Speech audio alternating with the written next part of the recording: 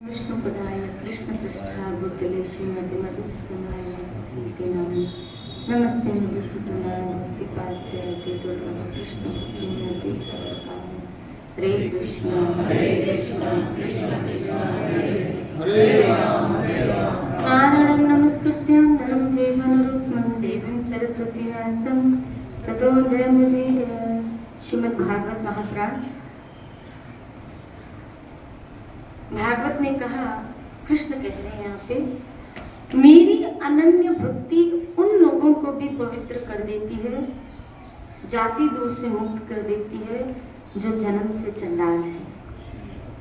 इसके विपरीत जो मेरी भक्ति से वंचित हैं, उनके चित्त को सत्य और दया से भले वो युक्त हो, धर्म और तपस्या से युक्त हो, विद्या भी भली भांति पवित्र करने में इतनी असमर्थ है जितनी मेरी भक्ति। शिरारी बहुत स्पष्ट यहाँ भागवत ने कह दिया। अब भक्ति क्या रिजल्ट लाती, क्यों भगवान को पकड़ में करती है, और कौन सी भक्ति के स्तर पे भगवान पकड़ में आते हैं। भक्ति के भी स्तर है,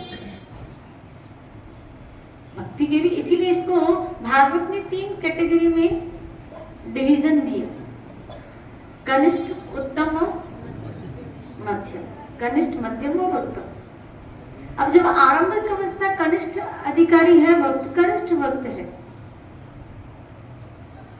तो विषय विकार उसको सताते भी रहेंगे, लेकिन फिर भी गिरेगा नहीं,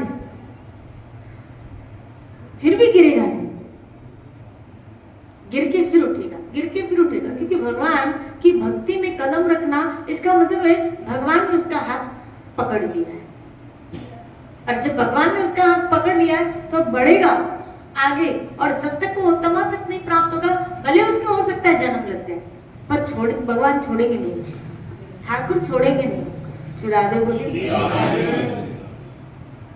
ऐसे संतों का उसको संग मिलता जाएगा, ऐसे महापुरुषों का, महाजनों का संग मिलता जाएगा, जिसके द्वारा उसकी उन्नति के रास्ते खुलते जाएंगे। राधे बोले। इसीलिए यहाँ का मेरी भक्ति चंडाल व्यक्ति को भी जाति दोष से मुक्त कर देती है, लेकिन ऐसा व्यक्ति भले जो खाली तपस्या कर रहा हो, विद्या में निपुण हो, तपस्या से युक्त हो, ज्ञान आदि के उच्च मंच पर बैठा हो, लेकिन वो बात नहीं बनेगी, वो शुद्धिकरण नहीं होगा जब तक सारा शरीर पुलकित नहीं हो जाता। देखो भक्ति का रिजल्ट, भक्ति कहाँ तक आपको पहुंचा रही।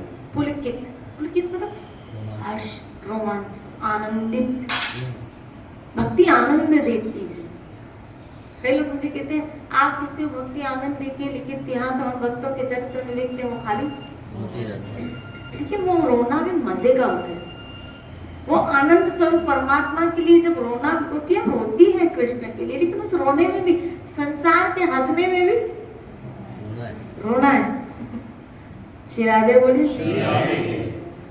हाँ भाई, आज क्यों इतना हंस रहा है, कुछ बात है क्या, क्यों इतना हंस क्यों रहे लोग, हंसने में भी प्रॉब्लम है। अगर ज्यादा हंस लिए कहीं बातों में कि नहीं, तो ज्यादा हंसने की जरूरत भी हमको मना कर दिया जाएगा। श्री राधे बोली। बोलो ना श्री राधे। कई लोगों को तो हमारा हंसना भी पेट में खलता है कि आखिर ऑल टाइम हंसते क्यों रहते, तो आ जाओ हमारे पास, हमारी लाइन में लग जाओ, तो तुम्हें पता चलेगा क्या हम हमेशा क्यों। जिनके जीवन में श्याम सुंदर, उसका जीवन आनंद ही आनंद। श्री राधे बोलो। अगर श्याम सुंदर के आने के बाद भी जीवन आनंदित न हो, पुलकित न हो, तो व्यक्ति कहाँ जाए। इस आनंद स्वरूप परमात्मा के साथ जीव जुड़ेगा तो आनंद में तो आएगा। आनंद स्वरूप, जिस आनंद की तलाश हम वर्षों से, युगों से कर रहे हैं, युगों से हम इस आनंद की तलाश में हैं, और नाना प्रकार की योनियां लेके भटक रहे हैं, खाली से आनंद की तलाश खोजते। अब जाके थमाव मिले, हमारे पैर जमे। जैसे किसी बिजनेस में पैर जम जाते हैं ना तो एक रिजल्ट आता है। इसी तरह जब भटकते भटकते भटकते भटकते भटकते भटकते भटकते भटकते अब भक्ति में पैर जम गए, जहाँ जम गए वहाँ आनंद फिर शुरू हो गया। श्री राधे बोले। जमना मतलब अब मन लग रहा है, अब मन भजन को छोड़ नहीं पा रहा है। और जब छोड़ नहीं पा रहा है तो क्यों छोड़ नहीं पा रहा है? जरूर उसको कुछ रस तो आया, आनंद तो आया, तभी तो छोड़ नहीं पा रहा। तभी तो उसके मुख से बार बार निकल रहा है श्री राधे जय राधे राधे राधे प्रिया प्रिया। उसके मुख से नाम का उच्चारण हो रहा है, हरे कृष्णा कृष्णा कृष्णा हरे राम। जब तक सारा शरीर पुलकित नहीं हो जाता, चित्त पिघलकर गदगद नहीं हो जाता, चित्त पिघलकर गदगद नहीं हो जाता। श्री राधे बोले। अब समझ आया कि भगवान मक्खन क्यों खाते? श्री राधे बोले क्योंकि मक्खन जल्दी पिघल जाता है।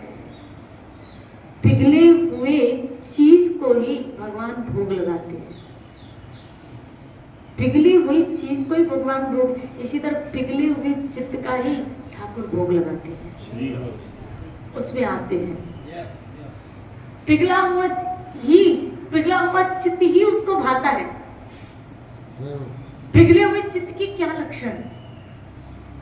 वैष्णव जन तो तेने कहिए, पीर पराए जाने दे, पर दुख में उपकार करे पर मन अभिमान न आने। वैष्णव जन तो पिघले हुए चित्त की लक्षण क्या है? जैसे पिघले हुए मक्खन की लक्षण क्या है? पिघला हुआ मक्खन जल्दी ब्रेड में लग जाए, और जब तक वो मक्खन जमा हुआ है पूरा, तब किसी भी लगाने की चेष्टा करोगे तो वो लगेगा नहीं ना। पिघला हुआ मक्खन जैसे जल्दी स्प्रेड हो जाता है, इसी तरह पिघला हुआ चित्त जल्दी स्प्रेड हो जाता है। श्री राधे बोले। वो किसी के दर्द को समझता है, किसी के दुख को समझता है, किसी की तकलीफ को वो समझता है। पिघला हुआ चित्त अर्थात उसको किसी का दुख देख के जल्दी आंसू आ जाएंगे। श्री राधे बोले, जल्दी आंसू आ जाएंगे। और जड़, जो चित्त जड़ बन चुका है, विषयों का भोग भोगते भोगते अहंकार के कारण, अब जड़ता कैसे आती? अहंकार से। और पिघलता कैसे? सत्संग के वचनों से। ये जड़ता कम, हमारी जड़ता खत्म, हमारा अहंकार खत्म कहाँ होता है? हमारा अहंकार टूटता कहाँ है? आप जी कहते दो तरह से हमारा अहंकार टूटता है, एक संतों के वचन से, दूसरा समय की ठोकर से। कभी कभी समय की ठोकर भी हमको क्या कर देती है? हमारे अहंकार को तोड़ देती। श्री राधे बोले। और बड़े दुख के साथ कहना पड़ता है, अगर समय की ठोकर के बाद भी अहंकार नहीं टूटा, जैसे दुर्योधन को समय की ठोकर, जब महाभारत की युद्ध हुई है तब भी उसका अहंकार नहीं टूटा, देखो क्या हुआ परिणाम। समय की ठोकर के पश्चात भी अहंकार नहीं टूटे और वो झुकने के लिए बंदा राजी न हो, तो समझ लेना क्या कि उसको मृत्यु कौन से घाट पे उतारेगी। श्री राधे बोले, कौन सी घाट पे उतारेगी। समझदारी इसी में क्या, संतों के वचनों से हमारा अहंकार को हम तोड़ दें और झुक जाए हरि की आगे, हरि की शरण में आ जाए। बड़े बड़े अहंकारियां नानक गर्व करे, सुखी वसी मिस्कीनियां जिन आप नवाय तले। बड़े बड़े अहंकारी, अथ चेत तो हम अहंकार नशो शशि विनंशसी गीता। तुम अहंकार से अगर आओगे तो तुम्हारा पतन हो जाएगा अर्जुन। मुझे नहीं पा पाओगे, पतन हो जाएगा। और अहंकार छोड़ के मेरे पास आए तो हद जीवन से मुक्त हो जाओगे। श्री राधे बोले, हद अवस्था से मुक्त हो जाओगे। अहंकार इंसान को जड़ कर देता है। फीलिंग्स, दुर्योधन को ये एहसास भी नहीं हो रहा है कि मैं अपने भाइयों को ही तकलीफ दे रहा हूं, मैं अपने भाइयों को ही कष्ट दे रहा हूं। ये एहसास नहीं हो रहा है कि जिसको मैं बड़ी सभा में ला रहा हूं वो मेरी भाभी है। श्री राधे बोले, इस खानदान की एक कुल वधू है। ये एहसास ही देखो। नहीं तो अगर पिघला हुआ चित्त हो तो सामने वाले पे क्या याद रखना, किसी को दुख देने से पहले अपने अंदर एक एहसास लाओ कि जिसको ये तकलीफ हो रही है कहीं मुझे भी ऐसी, जब मुझे दुख अच्छा नहीं लगता तो सामने वाले को दुख कैसे अच्छा लगता होगा। जब मुझे कोई तकलीफ अच्छी नहीं लगती तो सामने वाले को वो तकलीफ कैसे अच्छी लगती होगी। दुख देते समय, तकलीफ देते समय एहसास रखो, फीलिंग्स रखो कि कहीं ऐसा ना हो। श्री राधे बोले, कहीं ऐसा ना हो कि वो आप पे, क्योंकि किसी के लिए खड्डा खोदोगे तो खुद ही हम उस खड्डे में जाके गिरते हैं। किसी के लिए खड्डे मत खोदिए, किसी के लिए खड्डे मत खोदिए। आप तो सब वैष्णव हैं, आप तो सब सत्संगी हैं। बता रही हूँ, अहंकार इंसान को जड़ कर देता है, उसकी उसकी उसकी उसकी फीलिंग्स को खत्म कर देता है, एहसास को खत्म कर देता है। वो ऐसा हथियार है कि सारी इमोशन को मार देता है, सारे इमोशंस को मार देता है। वो ऐसा हथियार है अहंकार। श्री राधे बोली। इसीलिए इस अहंकार रूपी ही जड़ को क्या करना चाहिए, मारना चाहिए। रिश्तों के बीच में आप देखो, अहंकार आया, टूटते हैं रिश्ते। पति पत्नी में अहंकार आया, डाइवर्स हो गया, टूटते हैं रिश्ते। अगर रिश्तों में अहंकार आया तो। श्री राधे बोलो ना श्री राधे। जहाँ क्षमा आई, सुबह चर्चा चल रही थी, क्षमा ये बड़े व्यक्तियों के लक्षण है, ये महापुरुषों के। क्षमा किसी साधारण व्यक्ति का लक्षण नहीं है, ये विष्णु का गुण है जो वैष्णव में आता है। क्षमा किसका गुण है, विष्णु का। श्री राधे बोले। और उसमें ट्रांसफर होता है संतों में, संतों के माध्यम के द्वारा जब हम उनके सानिध्य में आते हैं तो हम में ट्रांसफर। क्षमा बहुत बड़ी निधि है। क्षमा उन वैष्णव के अंदर स्थान ले लेता है जो श्री हरि की उपासना में लगे। इसलिए अहंकार को जगह मत। अहंकार किसका लक्षण है, असुरों का। श्री राधे बोले, जो भी असुर प्रवृत्ति का व्यक्ति, आप इतिहास खोल के देखो, हिरण्यकशिपु से लेके दुर्योधन, सिकंदर कलयुग में आया। श्री राधे बोले। किसका भी अहंकार चला नहीं, चला चलने वाला नहीं, लॉन्ग टर्म। मैंने सुबह कह रही थी कि संसार की गाड़ी हो सकता है या असुरों की जो वृत्तियां हो सकता है इंस्टेंट आपको अप होती हुई दिखे, ऊपर की तरफ जाती हुई दिखे वो ओवल, लेकिन वो धड़ाम से नीचे गिरती है, वो धड़ाम से नीचे गिरती है। और हो सकता है भक्ति करते करते, ईश्वर की आराधना करते करते आपको लगता हो क्या स्लो स्लो में कुछ हो तो नहीं रहा, कुछ रिजल्ट तो नहीं रहेगा, हम ही खाली माफ करते जाए, हम ही माफ करते जाए, हम ही माफ करते जाए, हमने ठेका ले रखा है। श्री राधे बोले। और सुबह कोई प्रश्न पूछ रहा था कि ऐसा लगता है कि जैसे कोई, हम ऐसा सत्संग में सुने क्षमा कर दो तो भगवान देख लेगा, तो हम सोचते हैं जब तक भगवान बदला नहीं लेगा इससे तो हमें शांति नहीं मिलेगी, इसके साथ कुछ हो ना, भगवान कुछ करे ना तो हमको क्या मिले, शांति मिले। श्री राधे बोले, ये भी वृत्ति अच्छी नहीं है। श्री राधे बोले, ये भी वृत्ति अच्छी नहीं है। जब आप इस वृत्ति से भी बहुत ऊपर उठते हैं, क्या कि भगवान उसका भी मंगल करे, उसका भी भला करे। श्री राधे बोलो। एक माता जी मुझे मिली तो बोला देखो ये हमारे लिए ऐसे ऐसे बोल रहा है, हमारे लिए ऐसे ऐसे बोल रहा है, भगवान इसकी जबान ही काट दी। राधे गोविंद बोलो ना श्री राम। ना ये वैष्णव के लक्षण नहीं है। हम बदला नहीं ले रहे हैं तो भगवान बदला ले, ऐसी भावना हमको रखनी नहीं चाहिए। आप भक्तों के, आप द्रौपदी को देखो, मैं तो धन्य है ये देवी, धन्य है ये स्त्री। आप देखो द्रौपदी के चरित्र में आया जब 5 पुत्रों को उसके मारा गया, अश्वत्थामा ने मार दी और अर्जुन पकड़ के लेके आया है अश्वत्थामा, लेकिन द्रौपदी ने क्या कहा, इसको छोड़ दो, इसको छोड़ दो। श्री राधे। इसको एहसास ये भी नहीं गुरु, इसको एहसास किसका होगा था, इसकी माँ का, कृपी का, जो द्रोणाचार्य के पुत्र। बोले द्रोणाचार्य तो गए, अब कृपी है, इसकी माँ है, उसका आधार उसका बेटा है। मैं जैसे बेटों से वंचित दुख को भोग रही हूँ, इसका बेटा जाएगा तो वो भी तो उतना ही दुख उसको होगा, जितना दुख मैं पा रही हूँ उतना दुख उसको होगा। यानी वो उसका सोच रही है, उसके बेटे का दुख नगण्य हो गया और सोच रही किसका रही है। इसका मतलब वैष्णव की सोच कितनी हाईएस्ट होती है, अपना दुख तो उसको नगण्य लगता है सामने, हालांकि उस वक्त जो पीड़ा से वो गुजर रही है, जिस तकलीफ से वो गुजर रही है कि 5 बेटों को, निर्दोष बेटों को सोते हुए मारा गया, एक भी नहीं बचा।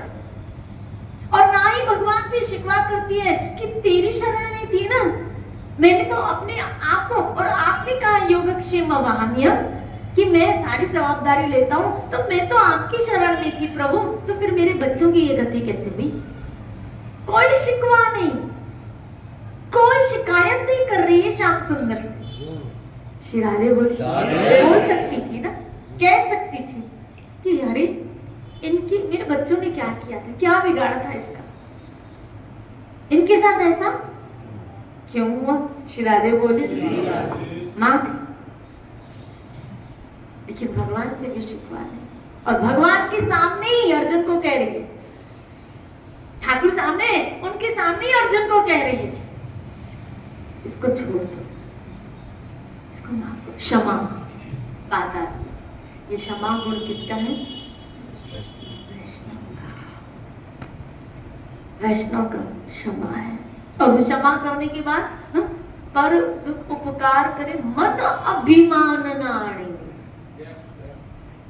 अभिमान नहीं है, ओ देखो मैंने, इसने मेरे साथ ऐसा किया, मैंने इसको क्या कर दिया, माफ कर दिया, देखा मेरा बड़प्पन, और फिर इस बड़प्पन के गुण 4 लोगों के आगे गए, मैंने ऐसे ऐसे किया। ये मैं अपने सद्गुणों का बखान करना ये भी गलत है। श्री राधे बोले मैंने ऐसे किया, अपने सद्गुणों का बखान करते हैं, वो भी आपका 12 मीटर गुणों का क्या होता है, डाउन होता है। ठाकुर जी करवा रहे हैं, क्षमा करके साइड हो जाओ, साइड हो जाओ। ये बहुत बड़ा गुण है, जिसे नम्रता बताया गया कि भक्ति की जो ताज है वो नम्रता है, ऐसे क्षमा करना ये वैष्णव का परम गुण है। ये गुण है वैष्णव के, नम्रता, सहन शक्ति, क्षमा करना, ये वैष्णव की निधियां हैं, उपलब्धियां हैं आपकी आध्यात्मिकता में। आप आध्यात्मिक पथ पे चल रहे हैं, चल पड़े, लेकिन आपने पाया क्या, उस भजन के स्वरूप आपने अपने स्वभाव में क्या पाया, क्या निधियां पाई। श्री राधे बोलिए, क्षमा आ गया आपके अंदर, अहंकार गया हमारे अंदर से, दूसरों को टटोलने के बजाय अपने आप को टटोलिए, अपने अंदर को टटोलिए, और अपने अंदर को टटोल के ये जो दुर्गुण है उसको बाहर निकालिए, और जो सद्गुणों को श्रवण कर रहे हैं उसको अंदर लाने की चेष्टा करिए। जो दुर्गुण दिख रहे हैं, क्योंकि मैं हमेशा कहती हूँ सत्संग एक वो आईना है जो आपको आपका ही चेहरा दिखाती है। जो घर में आईना है ना, वो ये चेहरा दिखाता है जो बाहर दिख रहा है। जो बाहर दिख रहा है वो चेहरा घर वाला आईना दिखाता है, लेकिन सत्संग में वो आईना, वो चेहरा दिखता है जो आपका अंदर का चेहरा है, जो भीतर का चेहरा है। और याद रखना, भगवान का प्रवेश कहाँ है? भीतर में। भीतर सुंदर होगा ना तो भगवान प्रकट हो जाएंगे। भीतर की सुंदरता सत्संग आपको देती है, संत का संग आपको देता है। और वो कैसे आती है? ऐसे सद्गुणों को अंदर लाने से। ये वो जैसे जैसे एक आईने को डेकोरेट किया जाए, श्री राधे अंदर की सुंदरता को ये गुण और निखार देते हैं। नम्रता लाना, नम्र बन के रहना, लोगों से मधुर व्यवहार में चर्चा करना, मधुर वार्ता करना। श्री राधे बोली पढ़ी ना, गीता के 12वां अध्याय पढ़ी, मुझे कैसे लोकप्रिय है। किसी से भी द्वेष न करना, किसी की भी निंदा, किसी के पर पचक प्रजल्प आदि में न पड़ना, क्षमा करने का भाव रखना, क्षमा करना, माफ कर देना। बाबू जी कहते हैं रात को सोने से पहले अपने कर्मों की छटाई करो, सोच लिया करो, और कुछ ऐसा लगे कि मेरे साथ इसने ऐसा, उसको माफ कर दिया करो। श्री राधे बोले बात वहीं रात की रात में खत्म, सुबह एक नया चैप्टर शुरू। श्री राधे सुबह से लेकर रात तक जो हुआ, रात में सोचो, अगर गलती हुई तो माफी मांग लिया करो, और किसी ने आपके साथ अपशब्द बुरा कहा तो उसको माफ कर दो। जहां आपने आपके अंदर माफी का मैदान आया, आपके अंदर से द्वेष खत्म, आपके अंदर से द्वेष खत्म, हमारे अंदर से तो द्वेष खत्म हुआ तो निंदा भी खत्म। श्री राधे बस इस द्वेष को ही तो खत्म नहीं कर पा, क्यों? क्योंकि हम माफ नहीं कर पा रहे, हम माफ नहीं करते। माफ कर दो। और कैसे माफ कर दो? अहंकार त्याग के, अहंकार छोड़ के। जिसने मेरे साथ ऐसा किया, चाहे अपना कितना ही नजदीक का संबंधी क्यों, माफ करना सीखो। मैंने तुमको माफ कर, और ये सोचे बिना क्या भगवान देखना इसको देख लेगा, छोड़ेगा नहीं। मैंने तो छोड़ दिया, मैंने तो इसको, मैंने सत्संग में सुना है माफ कर दो तो मैंने माफ कर दिया, लेकिन मेरा भगवान उसको देख रहा है। श्री राधे बोले उसको बोलो मेरा भगवान तेरे पे नजर है, देख रहा है, ताकि इसकी वृत्तियां बदल जाए। क्यों ना ऐसा भगवान उसको मार दे, उसको सजा दे, ये सोच रखने के बजाय भगवान उसको सुधार दे, ये प्रार्थना करें। प्रार्थना तो प्रार्थना है, आप कह रहे हो भगवान उसको सजा दे, और आप कह रहे हो भगवान उसको सुधार दे। श्री राधे बोले एक है सजा दे और दूसरा सुधार दे। श्रेष्ठ क्या हो? सुधार दे। अपना कुछ लग नहीं रहा है, खर्च भी नहीं हो रहा। श्री राधे बोले अगर सजा दे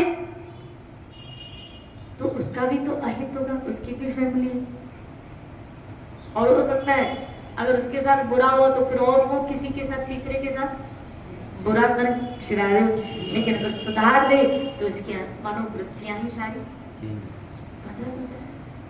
तो आज से ये सोचना छोड़ दो कि भगवान इसको सजा दे, ये दुआ मांगो भगवान इसको सुधार।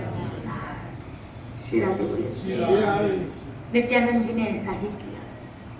जब जगाई मदाई इस तरह पाप अत्याचार कर रहे थे तो महाप्रभु को कहा, शरण में ला प्रभु इनकी दया कीजिए, सजा देने के बजाय इनको क्या कीजिए, भजन कीजिए, अपना लीजिए, सुधार दीजिए।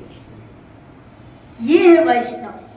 वैष्णव ऐसा करते, सुधार दीजिए प्रभु, दुआ मांगते हैं भगवान से उन लोगों के लिए। श्री राधे बोले। और हम सब को क्या बनना है? क्या बनना है? वैष्णव। मैं सुबह सत्संग में कह रही थी, भक्त वैष्णव मतलब एक बहुत बड़ी आध्यात्मिकता की पोस्ट।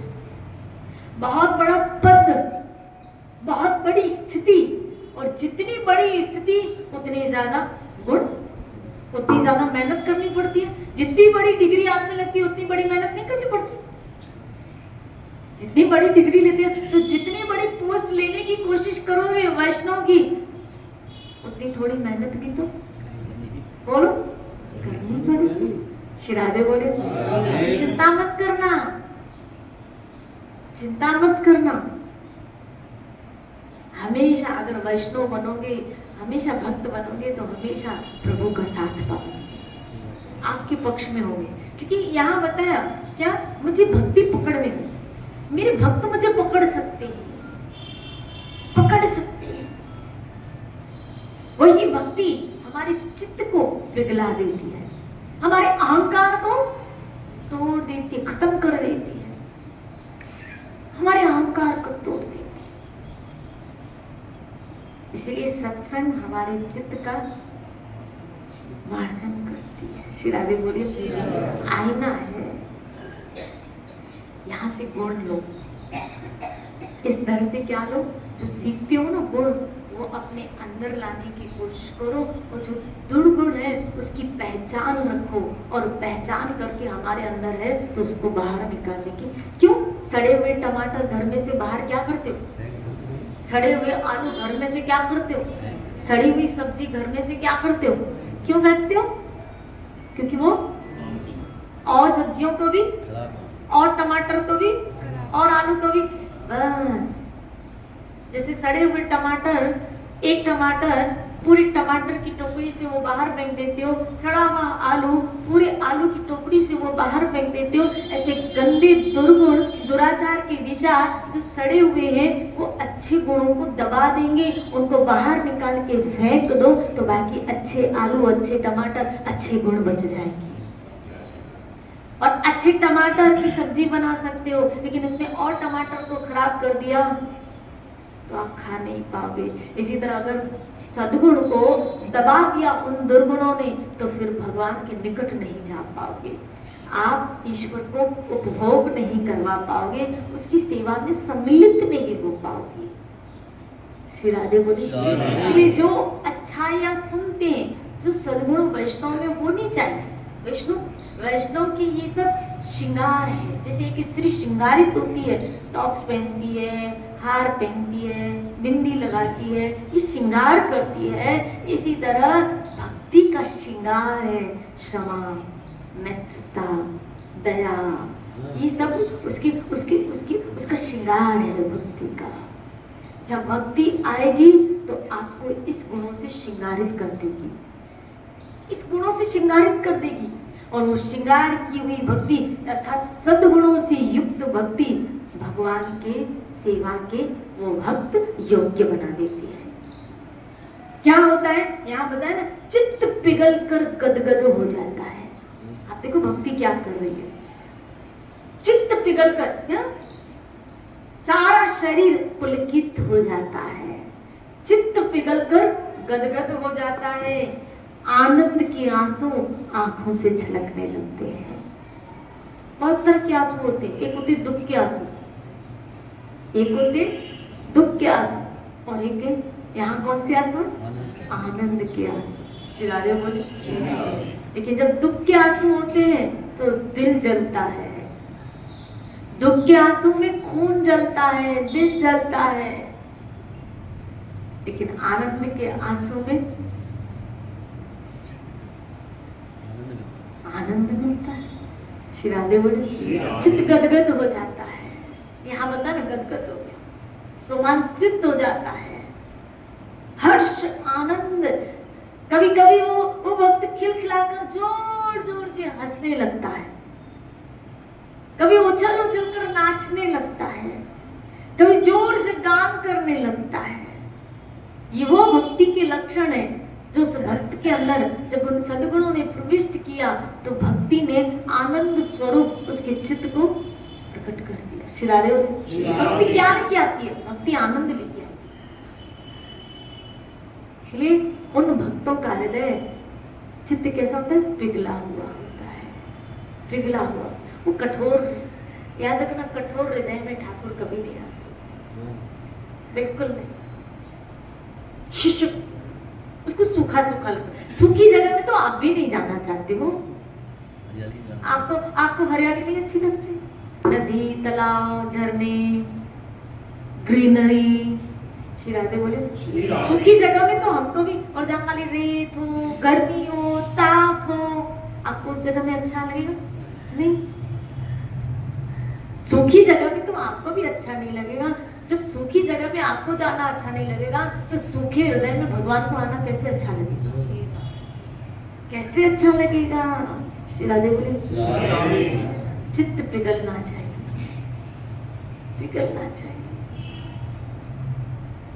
पिघला हुआ अहंकार नहीं, ये चीजें। इसलिए अपने अंदर सड़े हुए आलू क्या करो, सड़े हुए टमाटर, सड़े हुई सब्जियां, ऐसे वे सड़े हुए जो दुर्गुण है उसको बाहर फेंक निकालो।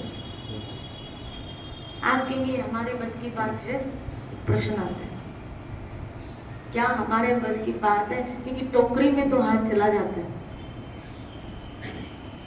टोकरी में तो हाथ, लेकिन अपने अंदर झांकने की प्रवृत्ति हमारी नहीं है ना। क्या अपने अंदर झांकने की प्रवृत्ति हमारे, क्या हम अपने आप को देख रहे हैं?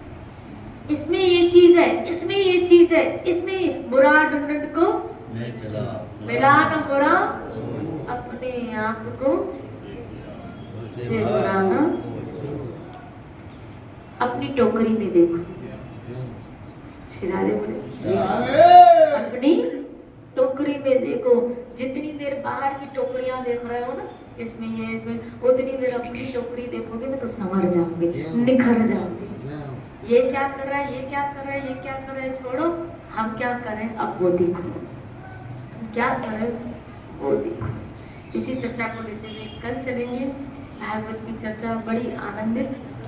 बोल गोविंद की प्यारी की जय।